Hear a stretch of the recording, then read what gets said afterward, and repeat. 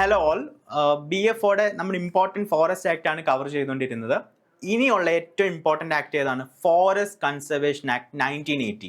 നേരത്തെ പറഞ്ഞ പോലെ ഇൻഡിപെൻഡൻസിന് ശേഷമാണ് ഫോറസ്റ്റുകളെ ഒന്ന് കൺസർവ് ചെയ്യണം, വനങ്ങളുടെ നശീകരണം തടയുന്ന രീതിയിൽ. പിന്നെ ട്രൈബൽസിനോട് കുറച്ച് അധികാരം കൊടുത്ത് ഇവരെയും കൂടെ ചേർത്ത് വനപരിപാലനം നടത്തണം എന്നൊരു ആവശ്യം മൊത്തത്തിൽ വന്നത്. അപ്പോഴാണ് ഫോറസ്റ്റ് കൺസർവേഷൻ ആക്ട് 1980 എന്നൊരു കൺസോളിഡേറ്റഡ് ഫോമിൽ ഒരു ആക്ട് വരുന്നത്. അപ്പോൾ ഈ ആക്ടിൽ നിന്ന് ഒരു ക്വസ്റ്റ്യൻ ചോദിക്കുകയാണെങ്കിൽ ഈ ഒറ്റ സെൻറ്റൻസ് അറിയാമെങ്കിൽ നിങ്ങൾക്ക് ആ ആക്ടിൻ്റെ ജിസ്റ്റ് കിട്ടും. എന്താണ് ആ sentence? Forest four non forest purposes, അതായത് വനങ്ങളെ വനേതര ആവശ്യങ്ങൾക്കായിട്ട് മാറ്റണമെങ്കിൽ ആരുടെ പെർമിഷൻ വേണം? സെൻട്രൽ ഗവൺമെൻറ്റിൻ്റെ പെർമിഷൻ വേണം. ഈ ആക്ടിൻ്റെ ആകെ തുക ഈ ഒരു ഒറ്റ സെൻറ്റൻസിൽ കൂടെ നമുക്ക് കിട്ടും. പിന്നെ ബാക്കി ഈ ആക്ടിൻ്റെ കുട്ടി ഇതിൽ നിന്ന് റിലേറ്റ് ചെയ്തിരിക്കുന്ന ബാക്കി ചെറിയ ചെറിയ ഫാക്റ്റുകളോടെ, പിന്നെ ഇതിന് ഏറ്റവും ഇമ്പോർട്ടൻ്റ് ആയിട്ട് വന്ന റീസെൻ്റ് അമെൻമെൻറ്റിലെ പുതിയ മാറ്റങ്ങളോടെ നമുക്കൊന്ന് ഡിസ്കസ് ചെയ്ത് പോകാം. ഓക്കെ, അപ്പോൾ ഫോറസ്റ്റ് നമ്മൾ നേരത്തെ പറഞ്ഞു സെൻട്രൽ ഗവൺമെൻറ് പെർമിഷൻ ഉണ്ടെങ്കിൽ മാത്രമേ ഫോറസ്റ്റിനെ നോൺ ഫോറസ്റ്റ് പേർപ്പസസിനായിട്ട് മാറ്റാൻ സാധിക്കുള്ളൂ നമ്മൾ പറഞ്ഞു. അപ്പോൾ എന്തൊക്കെയാണ് ഈ നോൺ ഫോറസ്റ്റ് പേർപ്പസസ് എന്ന് പ്രത്യേകമായിട്ടും ഡീകോഡ് ചെയ്ത് നമ്മൾ പഠിക്കേണ്ടതായിട്ടുണ്ട്. അപ്പോൾ അത് ക്വിക്കായിട്ട് നമുക്ക് നോക്കിയാലോ.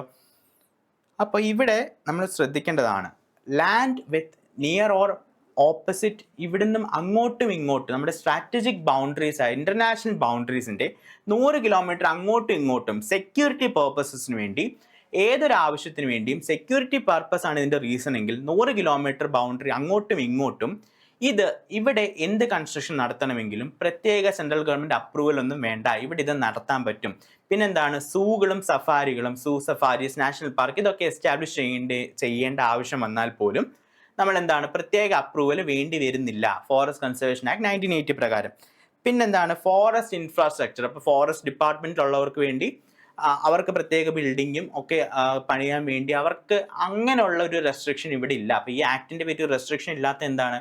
100 കിലോമീറ്റർ സെക്യൂരിറ്റി റീസണ് കൺസ്ട്രക്ഷൻ വരുന്ന കേസിൽ അവരെ ഇതിൻ്റെ പ്രത്യേക പരിരക്ഷയിൽ നിന്ന് ഒഴിവാക്കിയിട്ടുണ്ട്. അവർക്ക് നേരിട്ട് ഇതൊക്കെ ചെയ്യാൻ പറ്റും.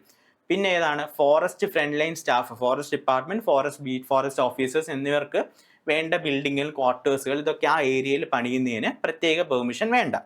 പിന്നെ നമ്മൾ നോട്ട് ചെയ്യേണ്ടത്, ഈ ആക്ടിൽ പിന്നെ നമ്മൾ പ്രധാനമായിട്ട് നോട്ട് ചെയ്യേണ്ടത് ഒരൊറ്റ കേസാണ്. ഏതാണ് കേസ്? TN ഗോദവർമ്മൻ തിരുമുൽപ്പാട് കേസ് പ്രകാരം എന്താ ചെയ്തത്? 1927 ആക്ടിൽ റിസർവ്ഡ് ഫോറസ്റ്റിന് നമ്മൾ കുറച്ച് പ്രൊട്ടക്ഷൻ, ഏറ്റവും കൂടുതൽ പ്രൊട്ടക്ഷൻ റിസർവ് ഫോറസ്റ്റിന് കൊടുത്തു.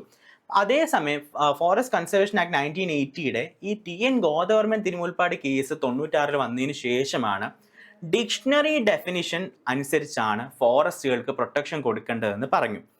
അപ്പോൾ എന്താണ് ഇതിൻ്റെ ഉദ്ദേശം? എന്താണ്? എത്രത്തോളം ബ്രോഡ് ആക്കാമോ, എത്രത്തോളം വ്യാപ്തി കൂട്ടാമോ ഫോറസ്റ്റുകൾ എന്ന ഡെഫിനിഷന്, അത്രത്തോളം ഫോറസ്റ്റുകളെ പ്രൊട്ടക്റ്റ് ചെയ്യുന്ന രീതി ഫോറസ്റ്റ് കൺസർവേഷൻ ആക്ട് 1980 ഉൾപ്പെടുത്തിയത് ഈ ഒരു ജഡ്ജ്മെന്റ് പ്രകാരമാണ് TN ഗോദവർമ്മൻ തിരുമുൽപ്പാട് കേസ്. അപ്പോൾ ഫോറസ്റ്റ് കൺസർവേഷൻ ആക്ട് 1980 ഇതുവരെ ഉള്ളതും ഈ ഡെഫിനിഷൻ്റെ കാര്യം നമ്മൾ പഠിച്ചു. പിന്നെ ഏറ്റവും റീസെൻ്റ് ആയിട്ട് 2023 ഇതിനൊരു അമെൻമെൻറ്റ് വന്നിട്ടുണ്ട്. Forest conservation act 1980യുടെ amendment act 2023 വന്നത്. അതിൽ നോട്ട് ചെയ്യേണ്ടത് ഇതിൻ്റെ പേര് മാറ്റിയിട്ടുണ്ട്, വൻ സംരക്ഷൺ ഏവം അധിനിയം ആക്ട് എന്നാണ് വന്നത്. അപ്പോൾ അതിൻ്റെ അർത്ഥം എന്താണ്? ഫോറസ്റ്റിൻ്റെ കൺസർവേഷൻ മാത്രമല്ല, കൺസർവേഷൻ്റെ കൂടെ തന്നെ ഫോറസ്റ്റുകളെ വിപുലീകരണം കൂടെ എങ്ങനെ സസ്റ്റൈനബിൾ ആയിട്ട് ബാക്കിയുള്ള ഫ്യൂച്ചർ ജനറേഷനും കൂടി ഉൾപ്പെടുന്ന രീതിയിൽ അവർക്ക് കൂടെ ഉപയോഗപരമാകുന്ന രീതിയിൽ എങ്ങനെ വനങ്ങളെ നമുക്ക് മാറ്റിയെടുക്കാം എന്നതുകൂടെ ഈ ആക്ടിൽ, ഈ അമെൻമെൻറ്റ് പ്രകാരം വന്നിട്ടുണ്ട്. അപ്പോൾ അതും നോട്ട് ചെയ്ത് പഠിക്കേണ്ട കാര്യമാണ്. അപ്പം ഫോറസ്റ്റ് കൺസർവേഷൻ ആക്ട് 1980 നമ്മൾ നോക്കി, ഇതിൽ നിന്ന് അമെൻമെൻറ്റിൻ്റെ പുതിയ മാറ്റങ്ങൾ നോക്കി, ഈ ആക്ടിൻ്റെ ഏറ്റവും ജിസ്റ്റ് ആയിട്ടുള്ള ലൈൻ നമ്മൾ നോക്കി, സെൻട്രൽ ഗവൺമെൻറ് പെർമിഷൻ്റെ കാര്യം നോക്കി. അപ്പോൾ ഇതൊക്കെയാണ് ഈ ആക്ടിൽ നിന്ന് PSC ചോദിക്കാൻ ചാൻസ് ഉള്ള പ്രധാനപ്പെട്ട ഏരിയാസ്. Okay, thank you.